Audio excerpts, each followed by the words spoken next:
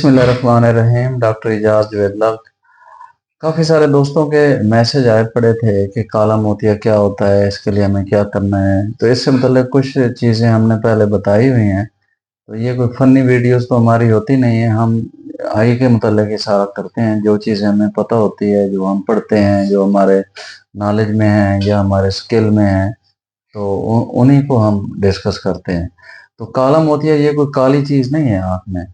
ये एक आँख की ऐसी कंडीशन है जिसमें आहिस्ता-आहिस्ता नज़र जो है बैठ जाती है और ये पिछले पर्दे पे जो नस होती है उसको जाके अफ़ेक्ट करता है। यानी काला मोतिया एक ऐसी कंडीशन है जिसमें आहिस्ता-आहिस्ता मरीज़ की नज़र कम हो जाती है। उसके वियल फील्ड यानी जो बंदा सामने देख रहा है, साइड पे भी नज़र आ रहा है, उसको हम कहते हैं कि वियल फील्ड है। उसका एक्सटेंट ऑफ वियल फील्ड जो है कम होना शुरू हो जाता है, उसमें गैप आने शुरू हो जाते हैं। और इसको हम कहते हैं कि ये साइलेंट विजन किलर है। तो बाज़ लोग इसको कहते हैं कि आँख का प्रेशर बढ़ गया तो ये काला मोतिया, तो ये ऐसा होता नहीं है। बाज़ का लोगों का आँख का प्रेशर कुदरती तौर पे थोड़ा-सा ज़्यादा होता है और इसलिए ज़्यादा होता है कि बाज़ का कार्निया थिक होता है इंसान का। जब वो टोनोमेट्री करने लगते हैं या उनका प्रेशर चेक करने लगते हैं तो वो प्रेशर ज़्यादा आ रहा होता है। फ़र्ज़ करें कि किसी का कार्निया मोटा है, यानी 550 या पौने 600 माइक्रोन मीटर वो थिक है, तो वो थोड़ा-सा इंट्राओकुलर प्रेशर ज़्यादा शो करेगा। इसी तरह किसी का कार्निया थिन है, तो वो इंट्राओकुलर प्रेशर थोड़ा शो करेगा। लेकिन कोई प्रेशर भी आँख का किसी आँख के लिए खतरनाक हो सकता है और किसी आँख के लिए कोई भी लिमिट वो सेफ भी हो सकता है। तो इसलिए इंट्राओकुलर प्रेशर नहीं है, बाकी और कंडीशन ऐसी हैं जो आँख की नस को पीछे जाके अफ़ेक्ट करती हैं और आहिस्ता-आहिस्ता नज़र ख़राब होना शुरू हो जाती है। तो दूर की नज़र भी ख़राब हो सकती है और स्पेशली नज़दीक की ज़्यादा ख़राब होती है। तो इसलिए जिन लोगों को की एज 40 से कम है और उनको नज़दीकी ऐनक की ज़रूरत पड़नी शुरू हो जाए, तो उन पेशेंट को क्रिटिकली देखना चाहिए। अब किन लोगों को काला मोतिया हो सकता है, ये तो अल्लाह के काम है, किसी को भी हो सकता है। लेकिन कुछ चीज़ें निशानियाँ हमने साइंस से, एक्सपीरियंस से नोट की हैं, जिनके बारे में हम कह सकते हैं कि इन वजूहात की वजह से बंदे को काला मोतिया हो सकता है। एक तो एडवांसिंग एज। वैसे तो किसी एज में भी कुछ भी हो सकता है, लेकिन हम इंसिडेंस देखते हैं। जैसे प्राइमरी ओपन एंगल ग्लाकोमा यानी ग्लाकोमा के टाइप्स पे मुख्तलिफ किस्म के टाइप्स हैं और अगली दफ़ा हम इस पे भी बात करेंगे। तो वो एडवांसिंग एज के साथ यानी 40 अबव से जो पेशेंट हैं उनको ज़्यादा हो सकता है।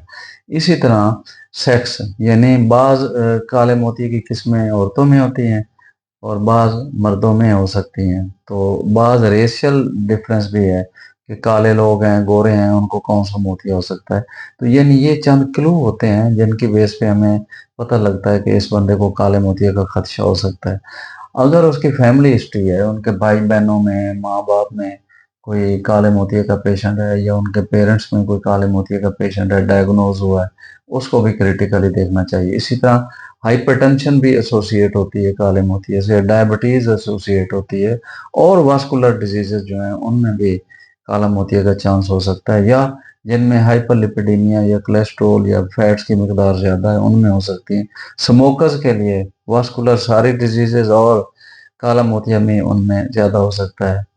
तो इसके अलावा आँख की और कुछ कंडीशंस भी हैं, जिनकी वजह से जैसे मैंने बताया एंटीरियर चैम्बर अगर वाइड है या डीप है या शैलो है, उसमें भी कुछ किस्में हो सकती हैं या पेशेंट को कोई चोट लगी है या कोई कोई ऐसी दवाइयाँ डालता रह गया, जैसे स्टीरॉयड बहुत कॉमन डाले जाते हैं। जो क्वैक्स हैं, जो हकीम्स हैं या कोई और लोग हैं, वो स्टीरॉयड का इस्तेमाल बहुत करते हैं। उसमें भी सफ़ेद मोतिया या काला मोतिया हो सकता है, तो इसलिए ये सारी चीज़ें हिस्ट्री में। इसी तरह चोट लगी है, कोई केमिकल आँख में डला है या कोई मुक्का लगा है, कोई छड़ी लगी है, उसको भी क्रिटिकली देखना चाहिए कि एंगा रिसेशन या कोई भी काला मोतिया की किस्म उसमें हो सकती है। इसी तरह अगर विट्रियस में पर्दे में कोई चेंजेस आएँ और आँख की साख कोई ऐसी है, तो उसमें भी काले मोतिये की किस्में या कोई ना कोई किस्म हो सकती है। तो इसके अलावा कोई इन्फ्लेमेशन हो गई है आँख में या आँख की कोई सर्जरी हुई है, यानी पर्दे की कोई सर्जरी हुई है और विट्रियो रेटिना सर्जन ने उसको पर्दे को अटैच करने के लिए बाज़ का ऑयल डालता है, सिलिकॉन ऑयल डालता है या बाज़ का गैस डालता है। तो गैस का तो आर्ज़ी तौर पे प्रेशर हाई हो सकता है और काला मोतिया हो सकता है।